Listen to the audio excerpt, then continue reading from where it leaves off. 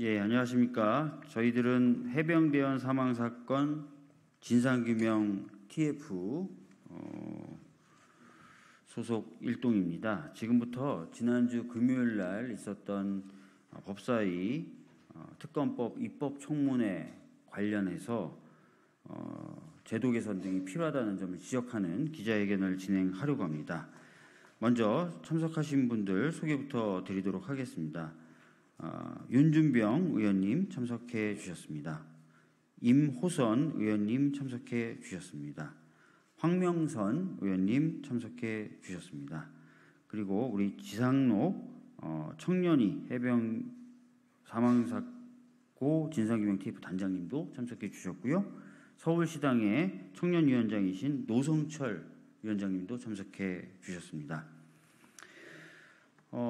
저희들 순서는 먼저 우리 청년 두 분이 지난번 입법 청문회를 보고 느끼셨던 것들 말씀을 좀 듣고요. 그 다음에 윤준병, 임호선, 황명선 세 분의 국회의원님들이 저희들이 준비한 기자회견을 낭독하는 순서로 진행하도록 하겠습니다. 먼저 지상록 단장님 말씀 듣도록 하겠습니다.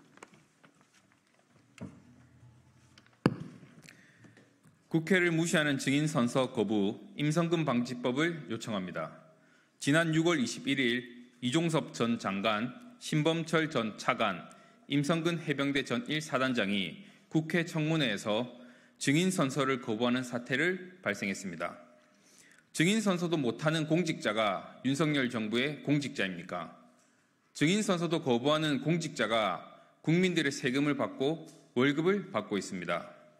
국회는 국민의 목소리와 민의를 대변하는 곳입니다. 권력의 부당한 지시 앞에서는 한마디 저항도 하지 못하면서 국민 앞에서는 이렇게 뻔뻔한 태도를 보일 수 있는지 시한부 권력은 두려워하면서도 증인 선서 거부, 침묵, 거짓말로 국민을 무시하는 모습에 치가 떨릴 정도로 화가 났습니다. 이런 졸렬한 모습을 보여준 사람이 우리나라 국방을 책임지고 해병대 한 사단을 책임지는 수장이었다니 참으로 개탄스럽지 않을 수가 없습니다.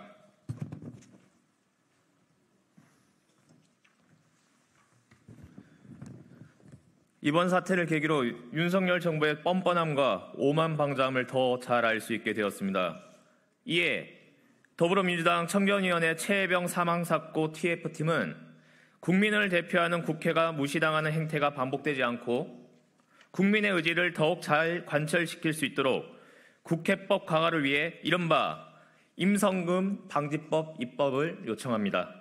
또한 더불어민주당 청년위원회 최혜병 사망사고 TF팀은 총선에서 국민들이 보여준 민의를 받들어 최혜병 사망사건의 진상규명을 위해 최선을 다할 것입니다.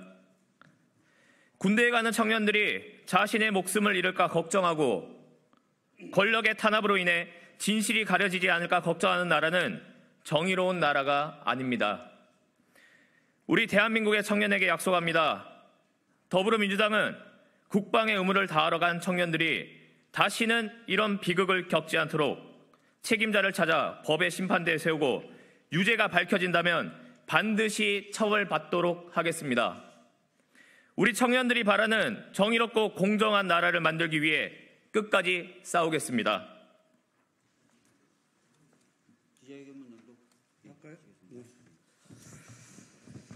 네, 최상병 특검법 입법 청문회 및 국회 증감법 개정안 발의 관련해서 더불어민주당 해병대원 사망사건 진상규명 TF 기자회견문을 낭독하겠습니다.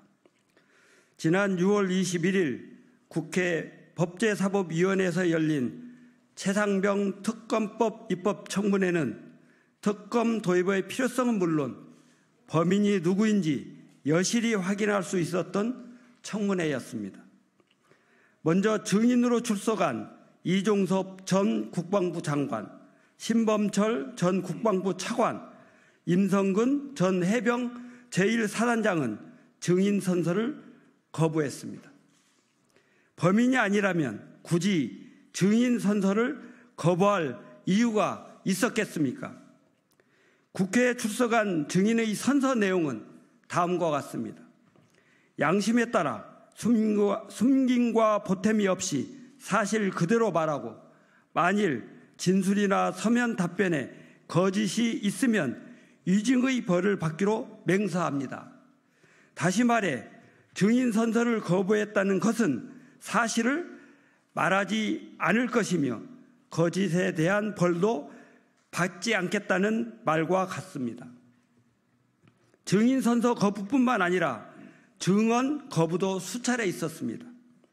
또 다른 외압의 핵심 피의자로 지목되는 이시원 전 대통령 공직기강비서관, 임기훈 전 국가안보실 국방비서관, 김계환 해병대 사령관 등은 증인 선서는 했지만 사건의 마지막 퍼즐이라고 할 수 있는 소위 VIP 경로설과 본인들의 주요 통화 내용 등 가장 중요한 질문에 대한 증언은 거부했습니다. 국회 증언감정법에 따르면 증인은 공소제기를 당하거나 유죄 판결을 받을 사실이 드러날 염려가 있는 증언과 변호사, 공증인, 의사 등의 특정한 직에 있는 자가 업무상 위탁을 통해 알게 된 타인의 비밀에 관한 내용인 경우에만 증언을 거부할 수 있습니다. 즉 해당 증인들이 거부한 증언이 바로 기소되거나 유죄 판결을 받을 만큼 심각한 사안이라는 것을 사실상 스스로 인정한 셈입니다. 본격적인 이첩 기록 회수 등이 이루어졌던 지난해 8월 초 무렵 이종섭 전 장관과 13차례나 통화를 나누었던 신원식 당시 국회 국방위 간사, 현 국방부 장관은 국외 출장을 이유로 아예 불출석했습니다. 김계환 해병대 사령관도 처음에는 대북 안보 상황을 이유로 불출석 사유서를 제출했다가 청문회 당일 오후 늦게 화상으로 참석하는 일도 벌어졌습니다.